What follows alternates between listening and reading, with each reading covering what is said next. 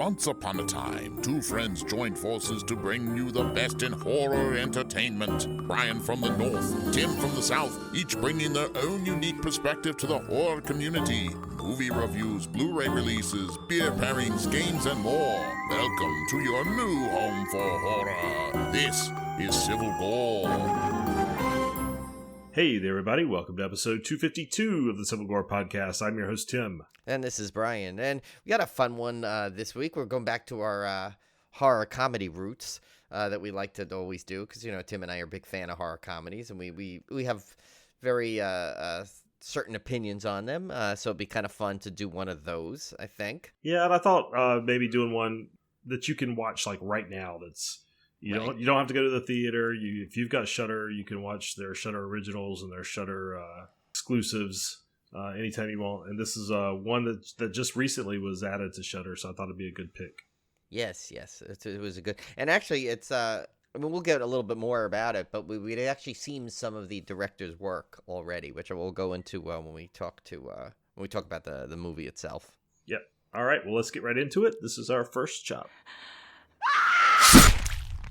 All right, Brian. So what did you have? Because I didn't watch a whole lot this week. Yeah, I didn't either. I kind of got just backlogged with other stuff going on, and plus the Tubi trap takes a lot out of you these days. This one especially.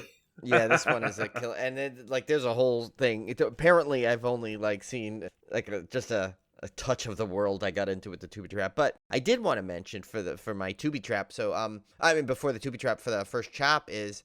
And this I owe a big apology to the filmmakers, which we've known really well, Adam Leader and Richard Oakes, and of course Neil Ward was the star of Feed Me. I completely left that off of my best list of 2022, and it was one of my favorite, if easily the top three in my film. I still don't know where the top three or could all be interchangeable, but I forgot how much I love this movie and what a great performance Neil Ward. I said he should have been we know how horror is in Academy Awards and any big awards, but it's like Oscar-worthy performance is what I always say on this one. And it's now on Tubi. So if you have not seen it yet, stop what you're doing. Well, after you listen to the podcast, of course, then go immediately over to Tubi and watch Feed Me, which is just a remarkable film. And Neil Ward will give you such a performance that will blow you away. And of course, we discussed our first big film, which was Hosts with an S. Mm-hmm. I got to make sure we add that S there, so don't which get was confused. Amazing. Yeah, and which we absolutely loved. Same group behind this. All the same people are in it with some more. And it's just, it's one of these movies that, I could see people bypassing it just because they don't realize what it is. But trust me, it's so much more than what the plot description gives you. You get a really good performance.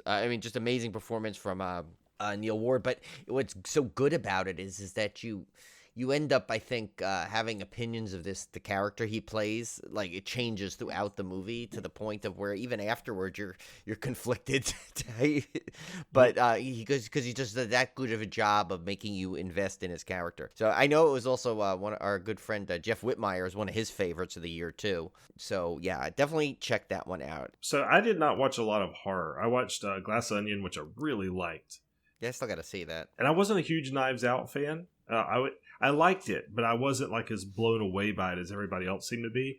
But as I said on my text feed, after I saw Glass Onion, it almost retroactively made me like Knives Out better. I don't know how that happens, but I think it was Daniel Craig's performance as Benoit the detective. I liked him so much in this movie. I was like, man, I probably should have liked him more in Knives Out because this is just amazing. I guess he finally came into the character. The character finally clicked for me.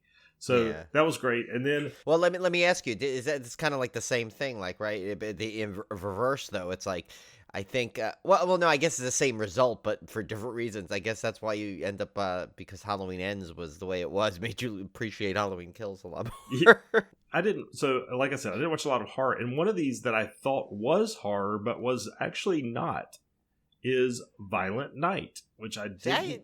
That doesn't count as horror because I put it when I bought it. I put it in my. It is not horror. IMDb does not even list it as horror. There's nothing horror about this movie. It is a action comedy. Period. Okay. Period. Point blank action comedy. I watched it too, thinking it was horror. Joshua wanted to see it. So I let him watch it. It's a little rough on the language for kids, and probably a little rough on the violence too. So be wary, know your kid if you're going to let them watch this. But Joshua handled it fine. Of course, David Harbour is in it, who I absolutely love, and everything he's in.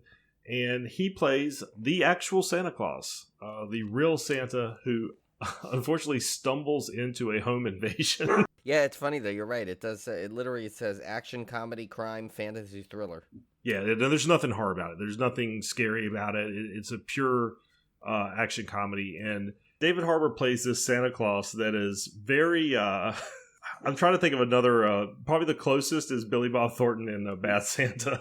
That's kind of the Santa Claus type he is, but he's the actual real Santa. So he stumbles into this home invasion. He kind of gets involved involuntarily. Gets involved in this home invasion. He has to try to stop it, and it's really good.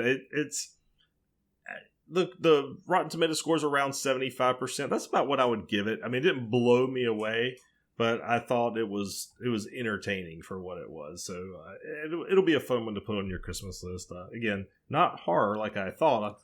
Violent Night, we think Silent Night, we think Killer Santa, but it's much more in the kind of a Die Hard vein, but with more humor. So.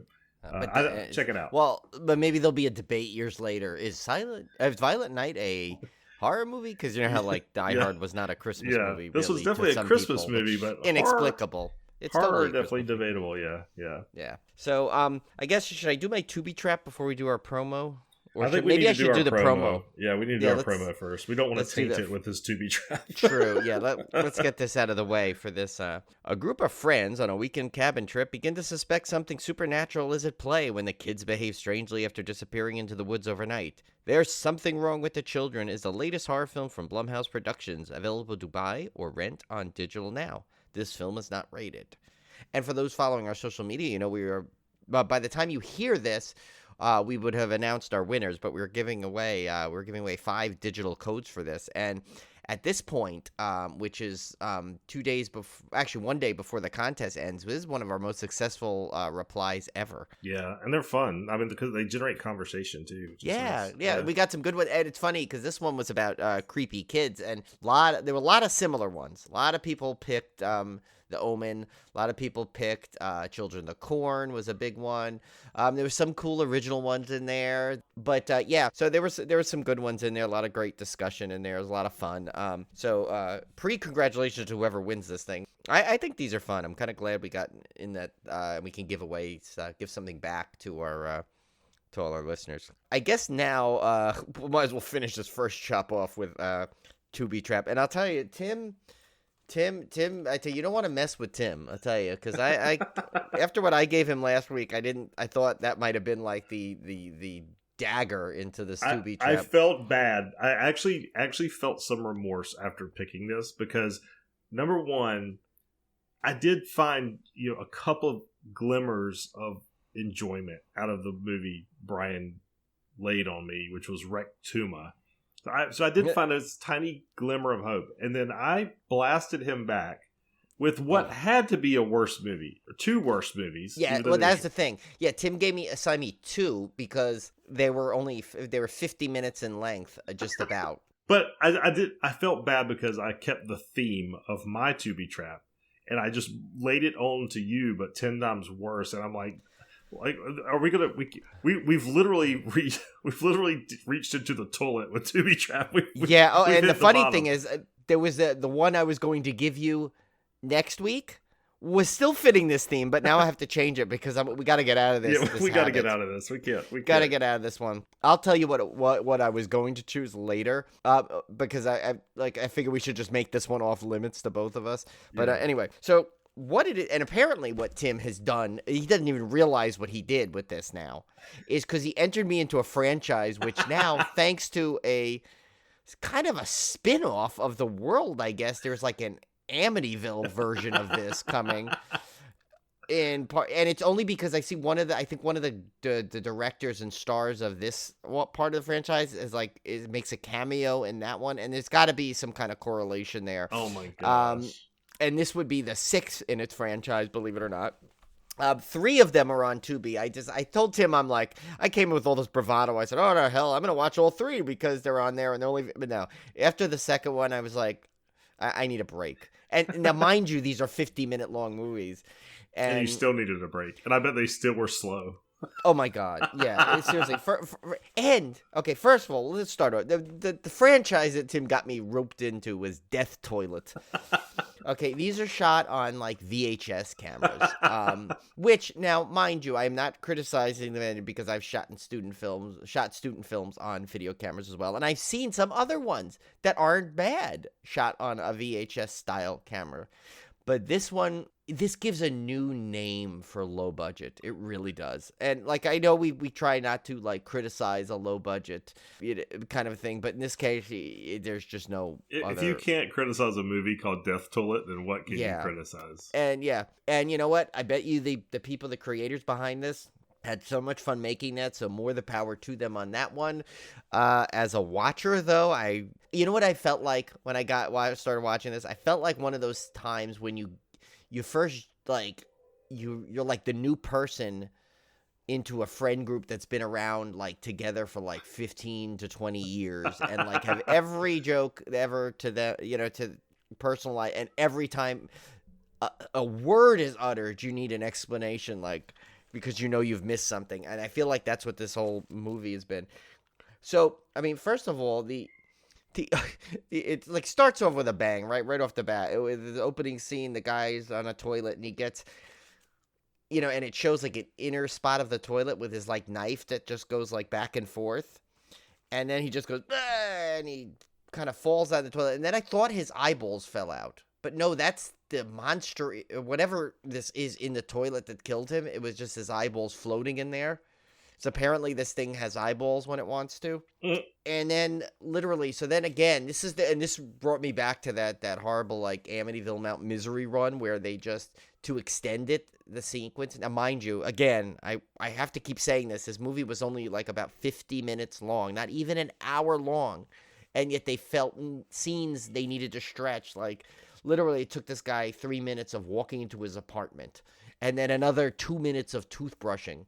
Oh my gosh, I hate that. And it was just actually ridiculous. It actually, because of the point, I was looking forward to the ads that Tubi had. Thank God Tubi managed to find a few ad spaces to put in here. But the plot, and I say plot loosely, is basically this army veteran comes home to avenge his brother's death from the said toilet. The best is like, okay, so I will say this part is like, it should have been funnier than it was, but it was like the guy there's a sequence of he keeps trying to he calls a plumber to tell him the toilet's laughing at him, but because he says the toilet sounds like it's laughing. And normally you'd figure that would give you a chuckle, but it didn't even, at that point already, it didn't even give me a chuckle because I was so like just confused at what was going on with this thing.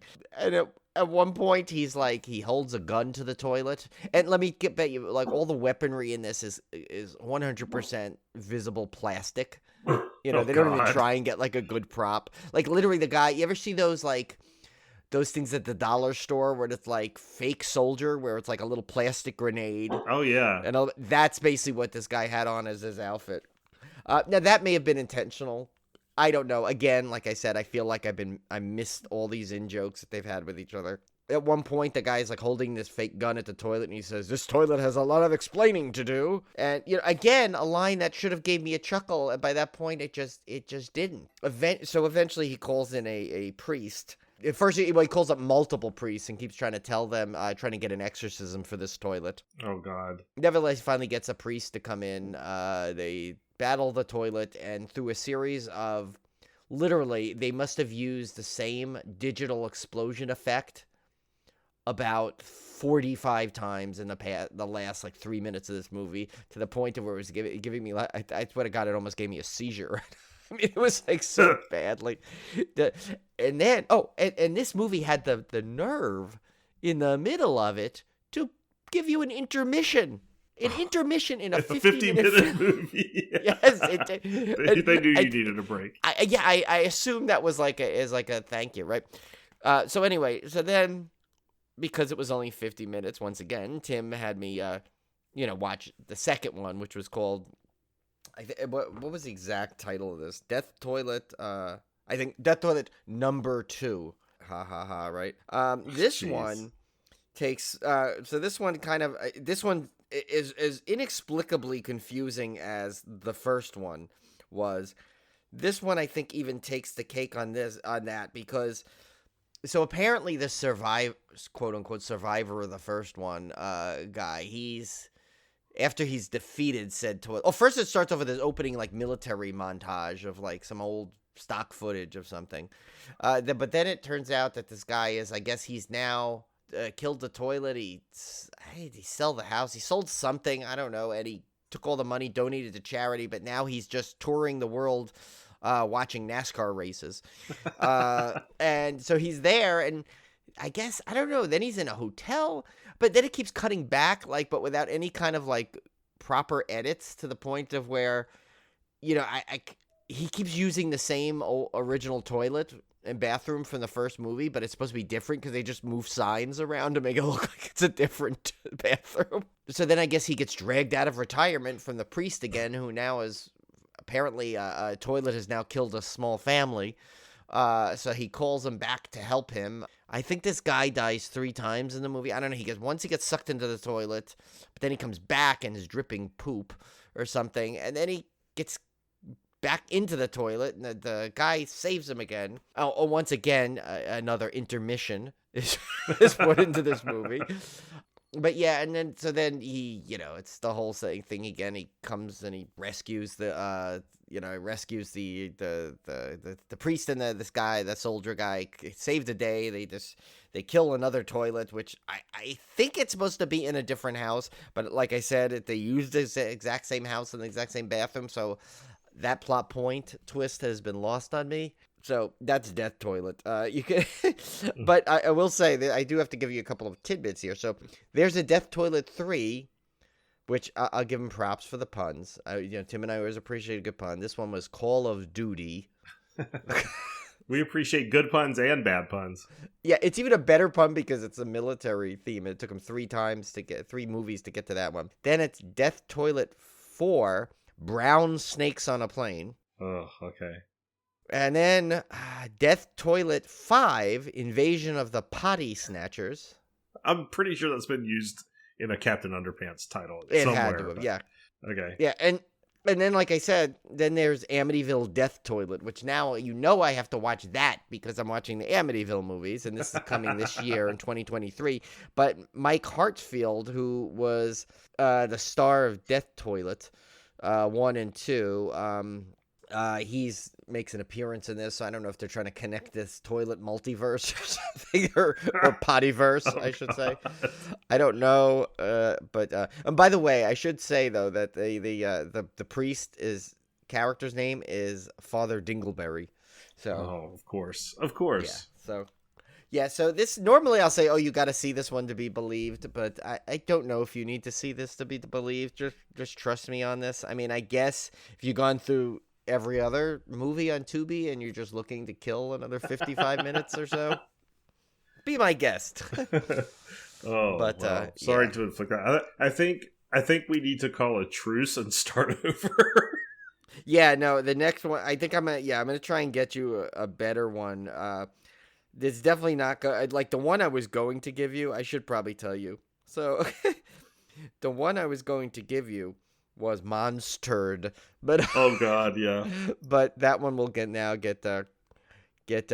But I do want to tell you though. So listen to the plot of Amityville Death Toilet, and then we'll move on from here. It says Greg G. Allen has a semi-successful podcast exploring paranormal events. When Amityville is overrun with a spate of toilet murders leading back to the haunted house of yesteryear, Greg wastes no time in flying into town to get some answers. With Amityville's Mayor Dump, Roy Engelbrecht, from Celebrity Boxing, apparently, demanding answers and an end to the killings, Greg is perplexed because this Amityville house doesn't seem to be that scary. Looks are very deceiving, and after a toilet in the house mutilates Sebastian the caretaker, Greg is forced to act. What ensues is a battle like no other, where Greg is pushed to the very limits of hell and beyond in his effort to save the town. end the world. Oh my gosh. So that's Amityville Death Toilet coming out. So I can't wait for that one though. I think we need to make our own Tubi movie. I think we could make a better movie than what some other I stuff think we is. could probably just air an episode of this podcast and it'll make it on Tubi. Probably would. Or aren't we on Hulu somehow? Somehow we're a podcast on Hulu, isn't it? Oh, really? I don't know. Maybe. Koontz said he saw it. I guess Hulu has a podcast section, and somehow I we're on submitted there. our podcast to everything. Like there's a place on our hosting provider that says if you want your podcast here, here, and here, and it just sprays the RSS feed everywhere. Tim was like that little kid that you get stuck with in a high rise building or elevator who thinks it's fun to push every button. Yeah, I just took my hands and ran down the entire streaming of everything. I've got us on podcast platforms in Africa that are only in Africa. I wonder if anyone actually listens though there. We have had African listeners, yeah. Now, maybe it was one time. It was one download. Enough. They were like, "Okay, I'm done with this." So these Americans, I don't know about this. We have a sizable UK audience.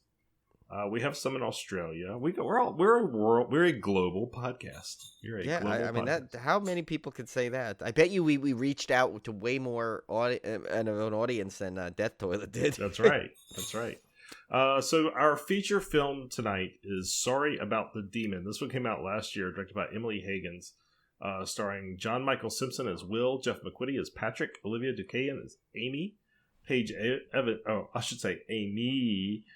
Paige Evans as Amy, Dave Piniak, hopefully I said that right, as Ken Sellers, Sarah Cleveland as Tammy Sellers, Presley Allard as Grace Sellers, Jude Zapala as Jake Sellers, Tony Besby as Diomedes, Kristen McCulloch as Mona, and Scout Flint as Ghost Boy. Which it made me Scout Flint, what a name! That's like a person's named Girl Scout. You know, Ghost Boy made me laugh because there's this. This is like a way inside joke between me and Anna, but when she first started 8th grade and she rides the bus, and there was this kid that lives in the neighborhood that was waiting on the bus stop, and I said, "Oh, there's another kid that goes to your school waiting at the bus stop," and she said, "Where?" And she turns around and I look, and the kid's gone, like completely vanished, and I was like, "I swear there was a kid there," and she was like, "Dad, there's nobody there." And I'm like, there was a boy sitting there. I was like, it must have been a ghost boy. And then he like appears out of he had like just blended into the sign at the front of the neighborhood. And it had just blocked him just enough where you couldn't see him from the exact angle I was. So we started calling him Ghost Boy from there on out. And he's still known as Ghost Boy. So like when we go up to the bus stop, I'm like, "Oh God, did we miss your bus?" "Oh no, never mind. Ghost Boy's still there." So poor kid. But he's been called Ghost Boy for I know, so year. He doesn't know, right? He doesn't know that he's Ghost Boy. No, he doesn't know he's Ghost Boy. I'm sure he's a fine lad, but he doesn't know he's Ghost Boy. Maybe he's friendly with like Kim and Ket's like ghost 80s ghost. Yeah, I don't know. But anyway, so but Scout Flint is Ghost Boy in this film, but he's not our Ghost Boy. The synopsis here is a young man struggling with a broken heart learns that his new place is full of restless spirits, and this is an Aaron B. Koontz production. If you've it is, and that's what I was gonna say. Emily Hagins directed the opening cold open to the original Scare Package, so that's why we've seen her. So if you've noticed the vibe of this film kind of seems familiar, it's because we've seen her before direct stuff. Yeah, it's very I would say it's very Scare Packagey, not in terms of the structure because Scare Package was an anthology, but it's in the style of humor is very Scare Packagey. The main character moves into this. I guess we got to back up. We start off with this house that is obviously possessed by a demon, and there are some supernatural goings on that are kind of played for laughs. And John Michael Simpson plays Will, who moves into this house. This family abandons this house and allows him to live there. And they don't tell him that a demon resides in this house. Now, poor John Michael Simpson, as Will, has just broken up with his girlfriend, Amy. He's devastated. And he can't believe his luck at finding this house at just such an affordable price. And he moves in, and then supernatural hilarity ensues. And I thought the very first part of it, I was getting major Tucker and Dale versus Evil vibes with the way like he sees a rocking chair rocking on its own. Oh yeah. And he like and it's like got a blanket covering it and it's rocking on its own, and he pulls the blanket off, and instead of like getting frightened that there's nobody in the chair, he's like, "Whoa, cool chair!" And then you see him just like laying back in it, doing his job. But so it's kind of that kind of humor where the characters you expect to be frightened by all this stuff are not really frightened at all because he's so distraught over his breakup that some of the stuff is just kind of bouncing off of him. So, what'd you think of it, Brian? I thought I'm not saying it blew me out of the water, but I thought it was a very entertaining, and I liked the humor style throughout the movie, and I thought it really had some actually creepy stuff in it. Yeah, it did. That's what I was gonna say. So it was very unusual. Like, so, and I was telling this because actually Julie watches with me this one. I was saying it was a very, and I watched it twice, and the second time I think it balanced out a little better. I was almost like I'm like, it seems like, they're like how Tim and I always say, like, a horror comedy needs to either kind of go really two ways. Either you have to have that perfect balance of a mix, or you have to have it so over the top that, that it's like, it's so crazy, so bizarre off the wall. It's just, you know what you're getting into, that kind of thing. With this one, I feel like it went back, it had the balance, just not in the traditional way of it being simultaneous. Like it would like have comedic, then it'd have like creepy, then back to comedic, then creepy. But and there's some stuff that I don't even know was supposed to be funny that to me I found hilarious. And like perfect example, like when it's hard. Just a little bit of a spoiler alert, but like at the end sequence with the little girl where she comes, like they think they're like okay, and all of a sudden she comes like racing down and like like. There's a demon on the floor, and I don't know why it just cracked me up because I think the look on their faces. What I liked about it too is that this is one of these things they almost like you could tell, like, and this has been a signature of I think the like Aaron Koontz's production company. Was it Paper Street, right? Mm-hmm. They like a lot of his horror comedies. They seem to have this like we're gonna poke fun at a whole bunch of different things in one kind of movie. I mean, they make fun of the ghost hunters / demonologists, or these people that think they could, solve things. They poke fun at real estate. They poke fun at, so like a romantic comedy is mixed in here, and it's like, and even in some of the things, like if you notice like that, there's certain sequences where the musical kick in is so, if you heard this soundtrack, like if someone played the songs that were in this movie and they said, what kind of movie do you think this is from? You think it's from like almost like some 1960s kind of like thing, like there's like and like the one song when they were kind of like he was kind of, they were trying to rekindle their romance, so to speak. Yeah, I like that part. Yeah, like I mean, it's just really good, and I thought the everybody in it was so perfect at what they were supposed to be. Like, I mean, when you say everyone goes all, like, gives it their 100%, I think everyone gave it like 150% in this. And I found out, like, so, like, I thought Paige Evans, who played the Amy with a Y, I thought she was fantastic in this. And I actually saw she posted on Instagram, I think a couple of days ago or something. I don't know, when this came out, that this was her first movie she's ever done. And oh, wow. She couldn't believe that she got she was like just always wanted to be in a movie like that, and she got into a movie. So, and you would never guess because I thought she was so good in it. And like the lead actor, John Michael Simpson, he was hilarious in it because he's got to play like this bag for like he's just like. He kind of balances between that doofy guy and the hopeless romantic kind of, just like it's, but like it's what vibe he gave me is he definitely gave me Ted Mosby from How I Met Your Mother vibes. Yes. Oh my God, that's a great yeah. It's almost like if How I Met Your Mother went into a little horror comedy. Yeah. Yeah, he did have that Ted Mosby, which is good. Ted Mosby's a whole genre to begin with, I think. Yeah. Josh Radnor is who I was the actor's name. Yes. But yeah, I was trying to think because you have to have that for this movie. No, sorry. You have to have. He's got to be simultaneously very likable, but also a very much sad sack because he cannot handle this breakup. But it's such an important part of the movie that you gotta believe that he's basically this powerless dude that can't get over his girlfriend. I mean, it basically gets to the point of, I mean, and what I thought was the best decision And Emily Hagins wrote this also, so she wrote it and directed it. The best decision they made is the fact that they literally made it the plot point that even the demon didn't want him. Yes. I mean, to me, that's a big plot point in there, is that like literally they set him up. This family sets up. I mean, basically, okay. I mean, we're gonna go into a little spoilers here, but it happens in the first 5 minutes of the movie. The daughter gets possessed, and that's the reason why they sell this house to this guy, because they're looking for this essentially him, like a sad sack loner guy with no friends, nothing to live for, and like, well, all right, let the demon take him, not our daughter, kind of thing. It's so funny because it's such a great twist that they make it so that the demon doesn't even want this guy. Like a demon who wants to possess anything doesn't want this guy because he's not good enough. And and they turn it into like a character defining moment to this guy because it kind of like inspires him to be like at some level to be like a better person. Yeah. It really is a smart movie at some level.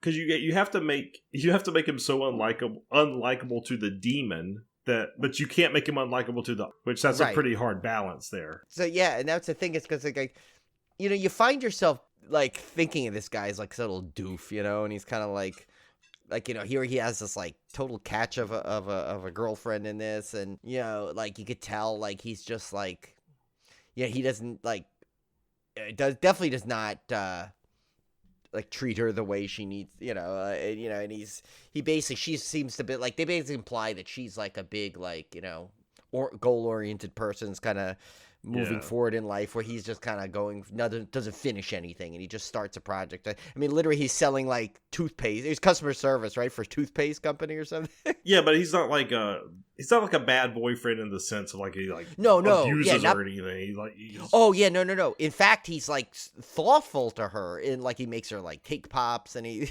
like he doesn't mistreat her. He just doesn't like. I don't think he, they're kind of different. They're not on the same wavelength, really. Yeah, that's the word I was looking for. Yeah, they're different wavelengths, because he's a guy like starts like 5 different businesses, doesn't finish, where she's like thriving in her career, kind of thing. Exactly. Like that. Yeah. That's what I meant. Like he's not giving her whatever. Yeah, he's not. Yeah, by any means, he totally cares about her, and it's like when you find out, which I won't go through everything in this movie, but you find out why he like what basically spurns the breakup is a sequence in the beginning. Kind of puts the final nail in it, and he eventually explains why he did it and kind of sums it all up. So, but yeah, it's a really smart, fun horror comedy. Has a little bit of the romantic angle in there, and like Brian said, it does kind of poke fun at exorcisms and so-called demonologists, and that kind of thing. But I think it's just a very likable cast. It's again, the sequences are never played for scares, so there's nothing that's really played for scares, but the makeup and everything is super creepy. So like there's some unintentional, well, it's intentionally creepy, but there's some creepy sequences that are creepy just for the sake of how the actors look, not because it's trying to scare you in any way. It's kind of an interesting dynamic, because you're watching these scenes completely played for laughs, but you're like, that's kind of creepy actually in the background. Yeah, no, it's just, but it shows though. It's like basically they went in to make like every sequence they wanted to make it look good, play well to the audience, and but at the same time have fun with it, and and it's like, that's a signature of, I think, Aaron Koontz's company there. Yeah. So it's like, he kind of even told us he looks for people like that. That's the kind of the things he wants people to make movies like that. And the people that won't like this film are probably going to be because they want more horror in it, and I can understand that. But if you like the scare package, I think you'll like this one. That's that same level of humor, that level of tone in terms of the horror comedy balance. If you're looking for a little more on the horror side of your horror comedy, you may not like it as much, but I still thought it was really entertaining, and I like the cast. I still think though a horror comedy still got to have this. It always has to have more of an edge to the comedy. You just can't have it. You can't have it like where it's like just like airplane type jokes all the time. If it doesn't if they don't hit right, and there's no there's no spooky premise to it, kind of thing, but I mean, I think this one just hits right, I think, overall. So I think, I mean, it's on Shudder, and it's it's by people that you've already liked some of their other stuff, because everyone loves Scare Package. So I think you definitely need to give this a shot. And especially the performances in it were really good. Like, everyone in it played it well. They played what they needed to the perfect, from the guy that's like total real estate guy, to to the girl that thinks she's gonna save everyone from the demons all the time. If I was writing for TV Guide, I would call it an enjoyable romp. Yes, it's an enjoyable exactly. romp. There you go. Romp is a good word. So, Brian, I know this episode's a little on the shorter side this week, but that's because we were had a kind of a shorter first chop and kind of a shorter movie too. We don't want to give away any spoilers because it's a. I mean, we're still close to 45 minutes. Yeah, it's not terrible. So. I don't know if you guys want our 2-hour Cody-sized episodes, maybe. Yeah. But this was perfect for Ken. Ken likes the short episodes. It's a Ken episode. But we do have a beer pairing though, at least. Oh, okay, good. Let's hear it. Yeah, but never gonna drop that. So that is, and I found it's funny. It's for a brewery that I frequented a number of times. It's Two Roads out of Stratford, Connecticut. And they came out with one. It's called Wee Demon, WEE. Like small wee. Yeah. And it's the reason why they call it that is because it's actually a 95 calorie IPA. Wow. So it's very light on the alcohol, 3.8%. So it's like Julie said, boy, it's almost like a non-alcoholic beer. It really is. Yeah. But it's still there. It's obviously it's enough alcohol in it to make it not considered a non-alcoholic. But here's the description. It says, a devilishly good low-calorie IPA featuring Yukonat, Azaka, Simcoe, and Citra hops to provide you with full hop flavor without all the calories. 95 calories and only 6 grams of carbs. Neat. So, and I mean, think about it. It's perfect for like this because this was like a light... Oh, an enjoyable romp. Horror movie, yeah. And a romp, as Tim would say. Yeah, so we're right on... right in sync with this. Yeah. So...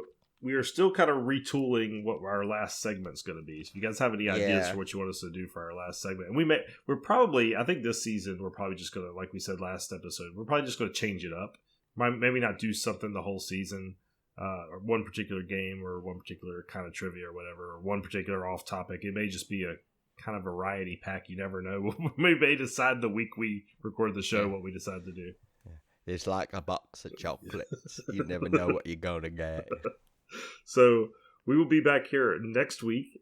I'm going to try my best to watch more horror, so I'll have more reviews for you in the first chop than I did this week. Yeah, same here. I hope to get back on my Amityville project, but after it's hard when you watch Death Toilet to really be inspired to watch anything else that's not at a good level. Yeah, and I tell you, this year I am making a concerted effort to log every movie on Letterboxd that I watched this year. So I've got a list out there of every movie I've watched in 2023, and I'm just interested to see how many movies I typically watch a year, because I'm not going out of my way to try to watch more movies just because I'm making this list. I'm just doing my normal routine.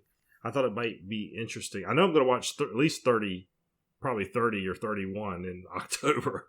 But I thought it'd be interesting to just see how many movies I watch a year. I've never logged it before. Yeah, and you know what I want to do more this year too is I think this will help. This will kind of inspire more.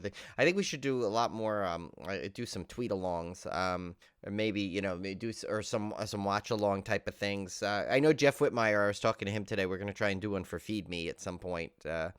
In the near future, but I think we should do more of that stuff because I think that's always kind of fun. Even if it's a movie we haven't seen before, or if we had seen it, just to watch it again with the whole group, kind of going through there. We need to do that. I think we've only done one real, true watch along with, and that was the Lauren Marie Taylor Friday the 13th Part 2, and that was so much fun. Everyone had a ball. Oh yeah, we should definitely do that. We definitely need to do that. I'm gonna start doing. I think I'm gonna start doing more of my horror soundtrack reviews. Get those back on YouTube going again. Because I've been still buying a lot of horror soundtrack records and stuff, so we'll try to get some of that stuff lined up for you guys. Sounds like a plan, Tim. All right.